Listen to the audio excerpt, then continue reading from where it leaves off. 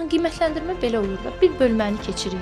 Biz A bölməsini keçdik. A bölməsinin sonunda bir qiymətləndirmə edirik görək. Burdan biz nə öyrəndik? Ola bilər ki, A bölməsini səhv pis öyrənmişik. Qiymətlənməmiz aşağı oldu. Düzdür?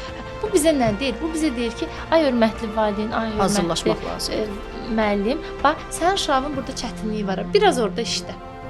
Tutam, B bölməsini öyrəndik, nəticəmiz yüksək oldu. Bu bizə deyir ki, afərin sənə, keç, tutam, zəifliklərə bax da, belə deyim. Dolayısıyla burada belə aspektimizin çox önəmli var. Baxış bucağımız çox önəmli. Biz o qiymətləndirməyə özümüzün həyati nəticələrimiz kimi baxırıqsa, onu gözümüzdə böyüdürüksə, bəli, bu bizim üçün də zərər verir, uşaq üçün də zərər vericidir.